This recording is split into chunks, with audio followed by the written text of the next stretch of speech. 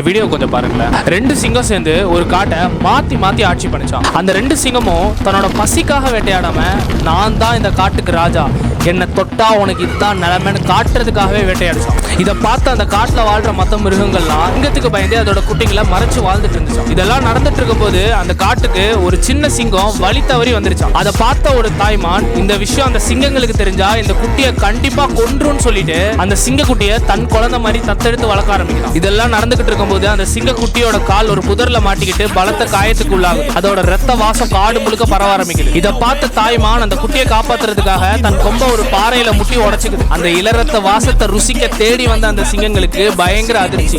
ரத்தமா இந்த காடு முழுக்க மணக்குதுன்னு கேட்டு அந்த தாய்மான வேட்டையாட ஆரம்பிக்குது. இதை பார்த்த அந்த சிங்கக்குட்டி யாரு சொன்னதையும் கேட்காம தன்னோட தாயை காப்பாத்துறதுக்காக அந்த சிங்கத்து மேல குதிச்சு அதோட கண்ணை முழு பலத்தோட தாக்க ஆரம்பிக்குது. திரும்பி அந்த சிங்கம் வலி தாங்க முடியாம தன்னோட கையால அந்த சிங்க குட்டியோட முதுகுல அடிக்கும் போது அதோட முதுகெலும்பு நொறுங்கியும் அந்த வலியை பொருட்படுத்தாம தன் தாயை காப்பாத்துறதுக்காக அந்த சிங்கத்தோட கண்ணை இன்னும் அழுத்தமா கடிக்க ஆரம்பிக்குது. இப்ப அந்த பார்வையில இருந்த சிங்கம் நிலை குலைஞ்சு மலை உச்சியில இருந்து கீழே விழுது. இதை பார்த்த அந்த இன்னொரு சிங்கம் உனக்கு எவ்வளவு தைரியம் இருந்தா இதை செஞ்சிருப்பேன்னு அந்த சின்ன குட்டியை தாக்க முன் வருது. அதை பார்த்து அந்த காட்டுல வாழ்ற மொத்த மிருகங்களும் ஒன்னா சேர்ந்து சிங்கத்தை தாக்க முயற்சி பண்ணுச்சு. அதை பார்த்து அந்த சிங்கம் சொல்லிச்சான், குட்டியை நம்பி வந்தீங்க அப்படின்னா இந்த காட்டுல ஒருத்தர் இருக்க மாட்டீங்க அப்படின்னு. இதை கேட்ட அந்த காட்டுல இருந்த வயசான ஒரு குரங்கு சொல்லிச்சான், எங்களுக்கு நம்பிக்கை இருந்ததில்ல, உங்களை எதிர்க்க தைரியம் இருந்ததில்ல, ஆனா எப்ப ஒருத்தர் எங்கள்ல ஒரு உயிரை காப்பாத்துறதுக்காக தன் உயிரை பொருட்படுத்தாம போராடினானோ அப்பவே அந்த தைரியம் எங்களுக்கும் வந்துருச்சுன்னு சொல்லிச்சான். இதை கேட்ட அந்த சிங்கம் அந்த காட்டை விட்டு ஓடி போச்சு.